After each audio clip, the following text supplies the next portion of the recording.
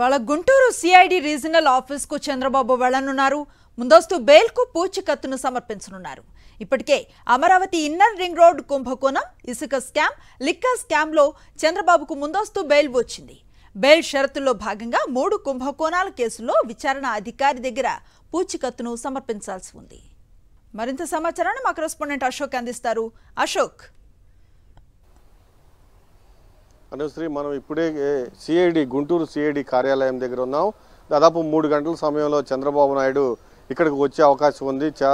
ఇప్పటికే దీనికి సంబంధించి Amaravati inner ring road alignment కుంభకోణం, అలానే ఇసుక కుంభకోణం, అలానే గత ప్రభుత్వంలో జరిగిన లిక్కర్ కుంభకోణం, ఈ 3 కుంభకోణాల్లో పూర్తి స్థాయిలో చంద్రబాబు నాయుడు ముద్దాయిగా ఉన్నారు. దీనికి సంబంధించి చంద్రబాబు నాయుడు ముందస్తు బెయిల్కు దాఖలు చేసుకున్నారు. అయితే హైకోర్టు చంద్రబాబు నాయుడుతో పాటు మిగిలిన వ్యక్తులకు కూడా ముందస్తు బెయిల్ మంజూరు చేసింది. బెయిల్ ఇస్తూ హైకోర్టు కొన్ని షరతులు విధించింది. ఖచ్చితంగా ఈ కేసుకు సంబంధించి మీడియాతో మాట్లాడకూడదు, విచారణకు సహకరించాలి, విచారణ అధికారి పిలిస్తే 48 గంటల ముందు విచారణ అధికారి నోటీస్ ఇవ్వాలి చంద్రబాబుకి. విచారణ అధికారికి సహకరించాలి, విచారణకు కూడా సహకరించాలి. ఈ కేసులో సాక్షులను ప్రభావితం చేయకూడదంటూ కొన్ని షరతులు విధించింది. దాంతోపాటుగా వారం రోజుల లోపు ఎవరైతే ఈ వివిధ కుంభకోణాల కేసులు ఉన్నాయో ఆ విచారణ అధికారి దగ్గరికి వెళ్ళి లొంగిపోయి పూచీకత్తును ఇవ్వాలని కూడా చాలా స్పష్టంగా హైకోర్టు ఆదేశాలు జారీ చేసింది.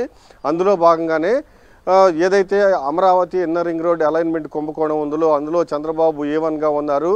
అలానే ఇసుక కుంభకోణంలో చంద్రబాబు A2గా ఉన్నారు. అలానే లిక్కర్ కుంభకోణంలో చంద్రబాబు నాయుడు A3గా ఉన్నారు. ఇప్పుడు ఈ 3 కుంభకోణాలకు సంబంధించి ముందస్తు బెయిల్ మంజూరైంది కాబట్టి వారం రోజుల లోపు, అంటే 3 రోజుల క్రితం ముందస్తు బెయిల్ మంజూరైంది. వారం రోజుల లోపు ఎవరైతే విచారణ అధికారి దగ్గరికి వెళ్ళి అక్కడ లొంగిపోయి పూచీకత్తు ఇవ్వాలని హైకోర్టు చాలా స్పష్టంగా ఆదేశాలు జారీ చేసింది. అందులో భాగంగానే చంద్రబాబు నాయుడు 3 గంటలకి ముందు గుంటూరులోని సిఐడి కార్యాలయానికి వస్తారు. ఇక్కడ లిక్కర్ కుంభకోణంలో చంద్రబాబు నాయుడు A3గా ఉన్నారు. ఇక్కడ విచారణ అధికారి దగ్గరకు వచ్చి లొంగిపోయి ఆయన ₹1,00,000 సంబంధించి పూచీకత్తు సమర్పిస్తారు.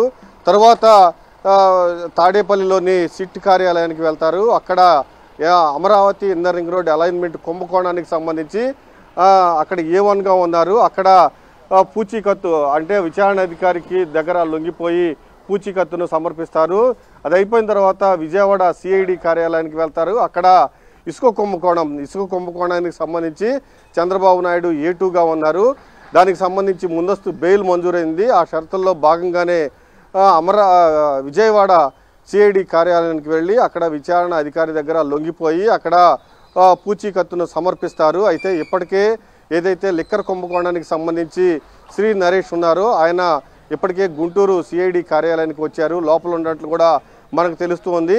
దాదాపు 12 గంటల ప్రాంతంలో మాజీ మంత్రి కొల్లు రవీంద్ర కూడా ఇక్కడికి వచ్చి విచారణ అధికారి దగ్గరకు వచ్చి లొంగిపోయి ఆయన కూడా పూచీకత్తు సమర్పిస్తారు అని సమాచారం ఉంది. అయితే చంద్రబాబు నాయుడు మాత్రం 3 గంటలకు గుంటూరు సిఐడి ప్రాంతీయ కార్యాలయానికి వచ్చి పూచీకత్తు సమర్పిస్తారని అధికారులు చెప్తూ ఉన్నారు. థాంక్యూ అశోక్.